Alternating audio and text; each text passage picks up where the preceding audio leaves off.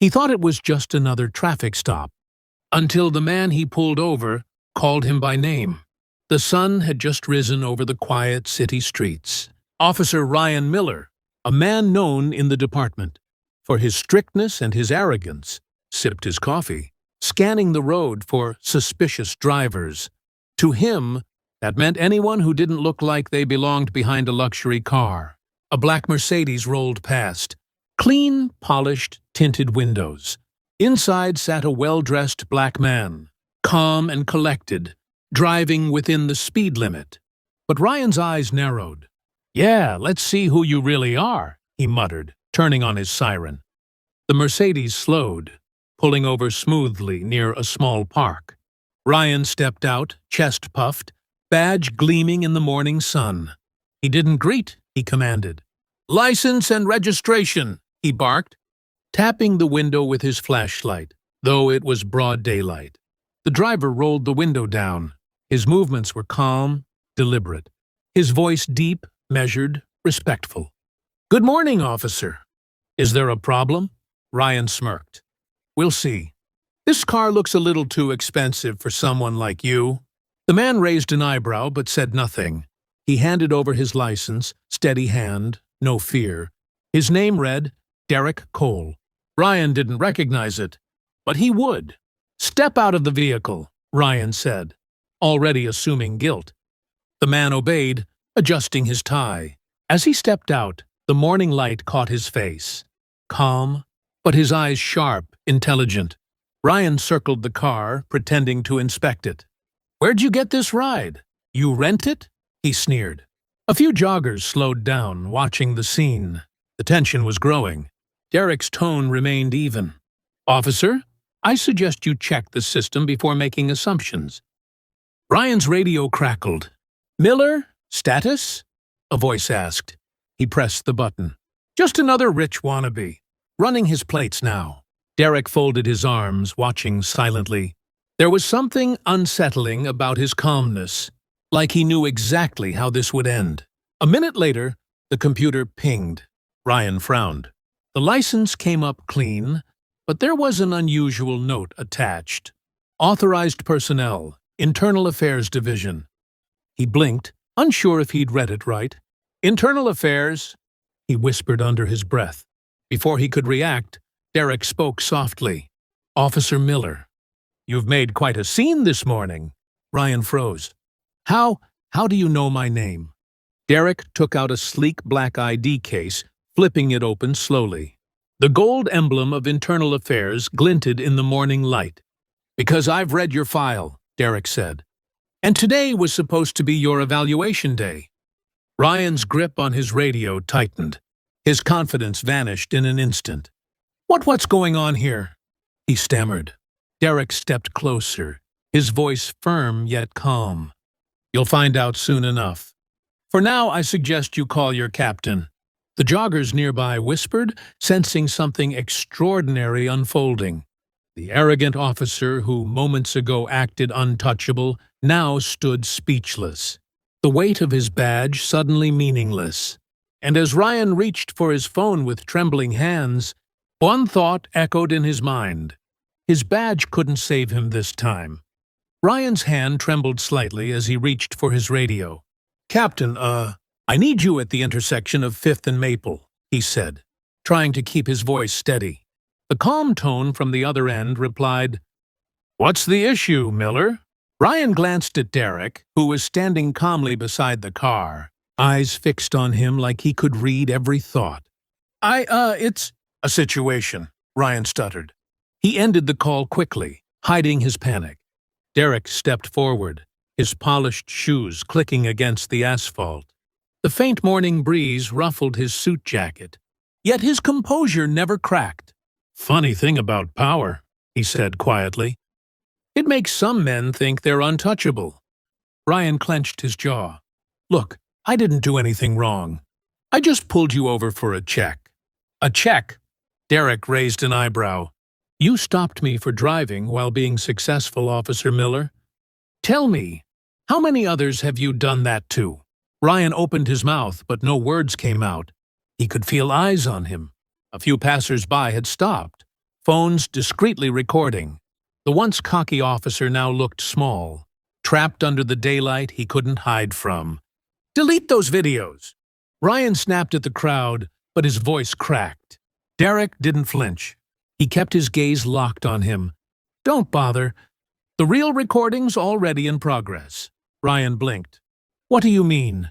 Derek slowly gestured toward a sleek black SUV parked across the street. Inside, two men in suits sat with cameras trained on them. Internal Affairs records every active evaluation. "Congratulations! You're the main subject of today's case study." Ryan's stomach dropped. "This is a setup?" "No," Derek said, stepping closer, his voice firm but calm. "This is justice." He paused, letting the silence hang in the air. "For months, we've had complaints about your behavior. Your profiling, your unnecessary stops, your arrogance with civilians. But catching you in the act, that takes patience." Ryan took a step back, anger flashing across his face. "You can't do this. I've served for 12 years. "Exactly," Derek interrupted. 12 years, and you still don't know what it means to serve with respect." A faint siren grew louder in the distance. Ryan looked around helplessly as a police SUV approached. His captain stepped out, Captain Harris, a man who looked more disappointed than angry. "Miller," he said curtly, walking straight toward Derek. "Mr. Cole," the captain added with a respectful nod, "we weren't expecting the review this early." Ryan's confusion deepened. "You knew? You knew he was from Internal Affairs?" Harris sighed. "Every officer is reviewed at some point. Yours was overdue." The captain turned to Derek. "Is this enough evidence?" Derek glanced toward the SUV, then back at Ryan. The captain looked between them, unsure what Derek meant, but Derek simply nodded, signaling the recording team to stop. Ryan's mind was spinning. Everything his authority, his pride, his badge had turned into a weight he could barely carry. Derek began to walk away, his final words lingering in the air. "Remember this feeling, Officer Miller. The next time you reach for that badge, make sure it represents honor, not ego."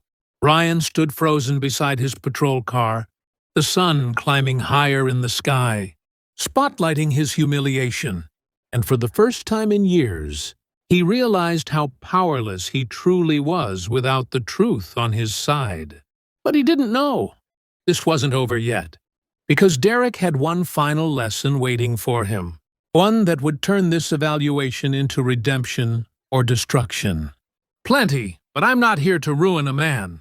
I'm here to see if one can change." Ryan's breath hitched. "What are you talking about?" Derek stepped closer, lowering his voice so only he could hear. "I've seen men lose their jobs for less, but I've also seen one moment change a man forever. You get to choose which one you'll be." The street had gone quiet. The cameras were off now, but the silence was louder than sirens. Officer Ryan stood there, eyes darting between Derek Cole and Captain Harris. His thoughts were spiraling. Evaluation, internal affairs, cameras, all of it real? Derek adjusted his cufflinks calmly, like nothing about the scene had fazed him. "I'm not here to destroy you, Miller," he said. "But I need to know if you've learned anything today."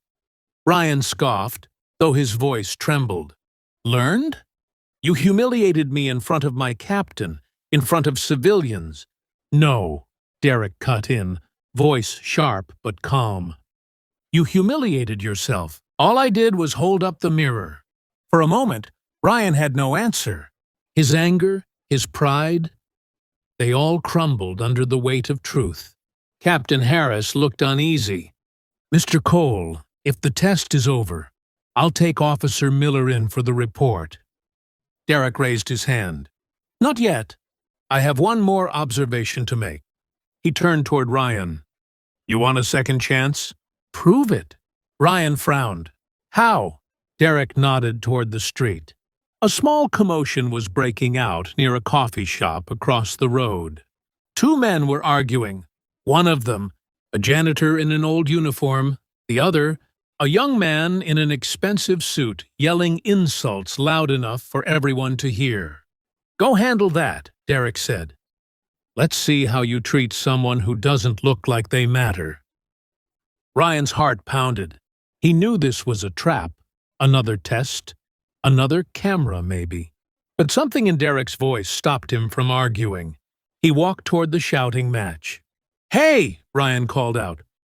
"Break it up!" The man in the suit turned, smirking. "Oh, look! Another hero with a badge. What, you going to arrest me for yelling?" Ryan's jaw tightened, but he kept his tone calm. "I'm asking you to lower your voice. There's no need to disrespect anyone here." The janitor looked nervous, clutching his cleaning supplies. "I just asked him to move his car, officer. He parked in the delivery zone." The suited man sneered. "Do you even know who I am? I own half the shops on this block." Ryan took a breath. The old him would have sided with power, ignored the worker, walked away. But not now. "Sir," he said firmly, "owning the street doesn't give you the right to treat people like trash. Move your car, or I'll have it towed." The man glared at him, but something in Ryan's tone, not arrogance, but control, made him step back. "Fine," he muttered, storming off. Ryan turned to the janitor. "You okay?" The man nodded. "Yes, officer. Thank you." Ryan gave a small nod back. "Just doing my job." He didn't realize Derek and Captain Harris had watched the entire thing from across the street. Derek's expression softened just slightly. When Ryan walked back, Derek said quietly, "That's the first time today you acted like a real officer." Ryan looked down, his voice low. "I guess I forgot what that meant." Derek stepped closer, studying him. "Most people forget when they start believing their uniform makes them better than others. But it's not the badge that gives you power, Miller. It's how you use it." Ryan nodded slowly. The words cut deep, not like punishment, but like truth finally sinking in. The captain cleared his throat. "Mr. Cole, what now?" Derek looked at Ryan, then back at the captain.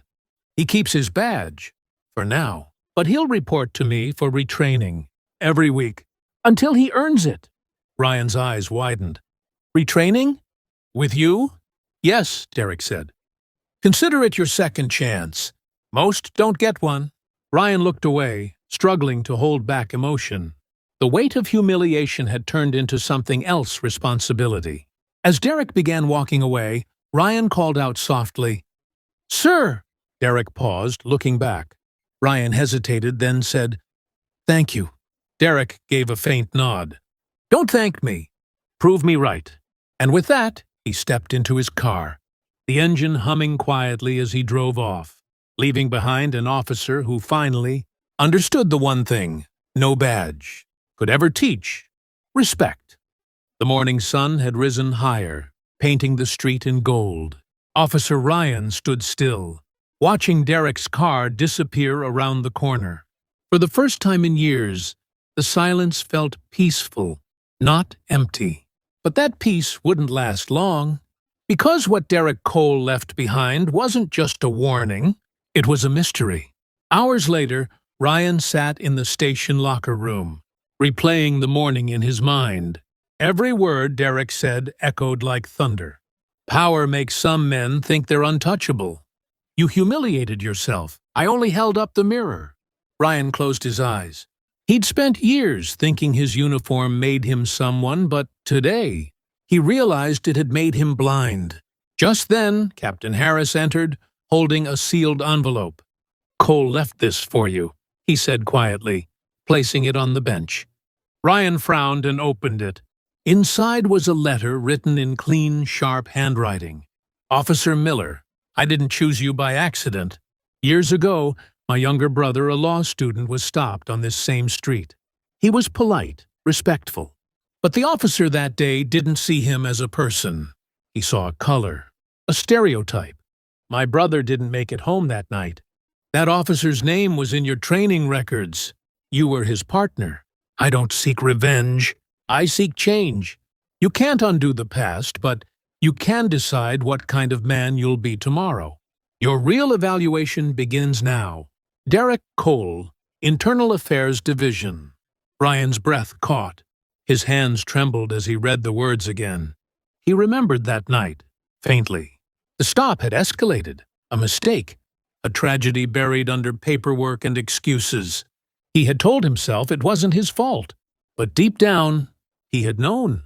He stared at the letter until the ink blurred through his tears. Captain Harris broke the silence. "I didn't know about that connection," he said softly. Ryan nodded, his voice breaking. "Neither did I. But maybe I should have." He folded the letter gently and tucked it into his chest pocket, right behind his badge. A reminder of what the badge should mean. That evening, Ryan parked his patrol car near a small park. He stepped out, taking off his sunglasses, watching kids play under the fading sunlight. A little boy tripped nearby, and Ryan instinctively helped him up. The boy smiled and said, "Thanks, officer," before running off. For the first time, that word officer didn't sound like power. It sounded like trust. Ryan looked toward the horizon and whispered, "I'll do better.